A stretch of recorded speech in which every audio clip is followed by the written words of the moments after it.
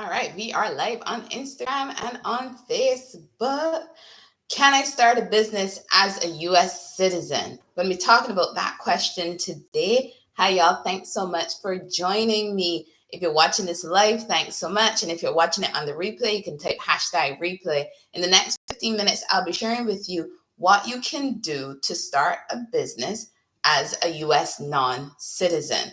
Please like and share this video if you get value from it. And if you are listening to it on the podcast, you can drop a little love in there as well. Again, really appreciate y'all's support. So I'm Dr. P, and I'm a strategic business coach. And I've been a school psychologist for about 10 years in K-12 schools, worked on professional organization committees, and I've taught more than 10 online graduate psychology courses at that master's level, right? And today, I started my day attending a conference, and it was a really amazing conference just to be able to interact with business owners from different backgrounds, different size businesses. And it really got me to thinking about, the ways that people start businesses. And I encountered and interacted with a lot of people with diverse backgrounds. So it really brought me to this topic I want to talk about today. Plus, I'm also working on a course about starting your business. And I talk about all the different things that you need to be considering. So I really hope that this can help you out if you are a US non-citizen. Because I'm sure you've heard about people who went to college or went to university and they weren't US citizens. Or you may have been working with or worked with people who were not US citizens, but they were here on some type of visa. You may or may not have known that part, some type of visa, and they were working in this US-based company, right? So at some point in time in your life, you may have interacted with somebody directly, or you yourself might be that non-US citizen working here in the US. And here's the thing. Yes, you can go to school, you can go to college, you can go to university and not be a US citizen. You can also be working for a company here in the US and not be a US citizen. And get this, you can also start a business and not be a US citizen. Seriously, you can. However, there are some limitations on the type of business that you'll be able to form. But the point is, there's still options out there that can allow you to pursue your dream of having your own business, even though you are a non-US citizen. And I'm sure there are probably several things that you hear that people are telling you, when you first mention to them that you want to start your own business, right?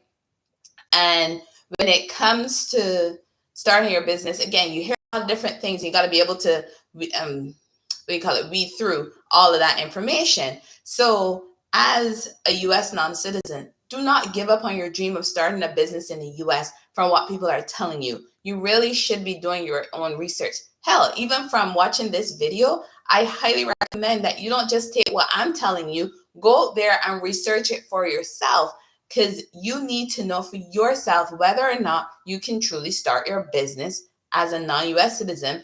And I'm not even quite sure your idea that you have for a business, and if it will fall under one of the formation types that will allow you to start a business here in the US as a non-citizen. So I'm sharing with you information that I've found, and hopefully it'll be able to help you out with making that decision about your business, right? So again, you can start a business in the US as a non-US citizen. And in a course that I'm launching soon that I mentioned at the beginning of this video, I am going to be talking about all the things you need to know to get started in forming your own business. And I'll have two versions. I'll have a version that caters more to US citizens, and then there's going to be another version that caters to non-US citizens, because again, there are a few things that are slightly different that we got to make sure that we are aware of when we're making that decision to start a business. So if you keep up with me on LinkedIn, on Facebook, on Instagram, even here on YouTube and on Instagram, you will be up to date with when I'm going to actually be launching that course. So as I'm developing this course, and even from the conversations I'm having this morning in that conference I told you I attended, I came across some articles, right? And as I was doing this research and developing this course, these articles there's so much information out there. So I wanted to take some information that I got from an article and share with you. One of those resources came from an article through LegalZoom, and it really talks about knowing what you have to do to start an LLC as a non-U.S. citizen. But again, they are different forms of business entities. But in this video, I'll be talking about the LLC. And I want to bring two things to your attention for you to be aware of if you are a non-U.S. citizen and you're wanting or thinking about starting your own business. And by the way, the article I'm talking about that is on LegalZoom was written by Rona DeLo, Esquire. She wrote that article, so you can look it up on LegalZoom to find this article. So those two things I want to mention to you that you are aware of if you are a non-U.S. citizen and you are thinking about starting your own business here in the U.S., the first thing is your residency and status requirements. So there's really no residency or citizenship requirement to start a limited liability company or LLC, right? Or if you're starting a C corporation, there's no residency requirement. You will need, however, a U.S. address though, and you'll also need to have an agent here in the U.S. in the event someone decides to sue you. And the reason being is that that is the address that is going to be used for your papers to be served to you. So somebody needs to be there to receive that information. So in my course, I do provide some options for you on how you can go about understanding that whole registered agent process and even find one so you can have that address, right? And there are different options as well for what some registered agencies actually provide that can also be beneficial for you. Then that's the first one. So then the second one is know your green card or visa status. If you are a U.S. non-citizen, I'm sure you are fully familiar with your visa status or your green card status, right? And not every visa status allows you to work in the U.S. So that is something that you need to also remember. There are different routes to obtaining visas. There are different routes to obtaining a green card. And you need to make sure that the option that you have allows you to actually work in the U.S., right? An H-1B visa is the most popular one for those individuals who have bachelor's or master's degrees and are looking to obtain employment here in the U.S. So maybe it is that you are here on an H-1B visa, or you're in the process of applying for one, or you're even thinking about applying for one. I'm not sure what your situation is, but if that is your situation, look to see if that truly is going to be the outcome, because I know, again, there are different visa types out there, and there could be some limitations on the type of visa that you have. So you want to make sure that you have the visa that is going to allow you to be working here in the U.S. and also look to see, your green card status. I know from experience it is a tricky process, and having an immigration lawyer goes a very long way in navigating the systems here for immigration in the U.S. I know it's very beneficial for me, and I hope it can be beneficial for you as well.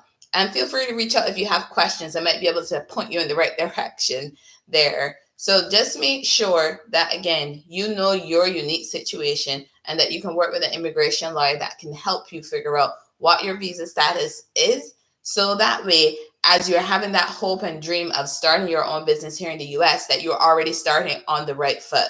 So when you've already completed those two things, you figured out the whole U.S. address thing to put on all your mailing, and you know your visa status here in the U.S., then you're ready to file your LLC. So next steps for you are going to be what I call the easy steps, but also the tricky steps. You have to select a state where you want to farm your company, because remember, 50 states here. So you have to select the state where you're going to be farming your business, and be sure to do your research, because not all states have income tax requirements, right? And income taxes can be very difficult for you as a non-U.S. citizen. So you may want to consider one of the 9 states that don't have that income tax. So definitely go look into those states, because if that works for you, go for it. Don't put yourself in a state where things can be a lot more complicated than they need to be, right? So do that research. Find one of those 9 states and see if one of those 9 states would be the best state for you to be farming your business. So once you've selected your state, and you know that's the state you want to be using to farm your business, then here are the next steps. You got to pick a name for your business, right? It has to. You have to have a name for your business. Then you have to get that employment identification number, or that taxpayer identification number. They call it your EIN or your TIN. Then find a registered agent. Fill out your articles of organization. get business licenses, and set up business bank accounts. So this is also another reason why it's important to know your visa status, your green card status, because that's information that, depending on where you're going to be doing your banking, they might be asking you for that type of information. And they might also be asking you for, a US based address. I'm not sure what type of account you're going to be looking to set up, but you want to make sure, remember those two things that I mentioned that you need to have, that you start those out from the early, so that way you don't have any surprises or encounter any issues as you go on in forming your business and get it all started up. So I walk through these steps, in terms of getting your name, the EIN, the TIN, finding that registered agent, filling out your articles of organization, some tips on getting those business licenses and setting up those business bank accounts. I walk through those informations through my course that I'm telling you, that I was sharing with you earlier, that I will be releasing soon. So again, keep up with me on social media. You'll find out when I launch that. So, by the way, do you know that you can actually run your US-based business from your home country? So this means that you really need to spend some time on planning out the structure for your business. So that way you can actually be in a position wherein you can have the operational parts happening here in the US, and you can be in your home country still connected to your business. So it does mean that you have to do some planning. Work with a business coach to help you with planning that structure for your business. And when you find your options for a business coach, here's something that I highly recommend that you do. Be sure to ask that business coach if they have worked with individuals who are non-U.S. citizens, people who are non-U.S. citizens. Because if that person has worked with such individuals, then they're in a better position to help you with navigating certain elements of immigration that could be connected to setting up your business. And that way they can truly help you. Because like I mentioned, from my experience, the immigration process is very complicated, it's overwhelming at times. And there are a lot of things that people who do not have to go through the immigration process, they don't understand the extent of some of the things that we have to do when we're going through that immigration process. So be sure to ask your business coach that you found, hey, have you worked with non-U.S. citizens before? And if it's no, then you have to make a decision as to if you really want to work with that person, to see if that person can help you with things that you may not even be aware of. And that can also be problematic, right? Because if you're not aware of it and they're not aware of it, when the problem comes up, it could be like, oh my gosh, versus working with a business coach who has that experience in working with non-U.S. citizens, or even was a non-U.S. citizen themselves, or is a non-U.S. citizen themselves.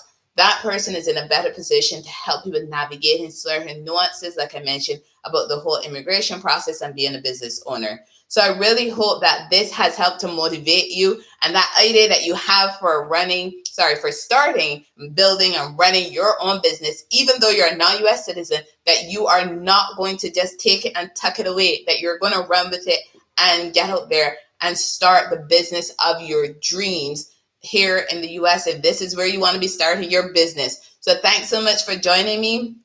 Remember, solutions plus actions equals results. Bye, y'all.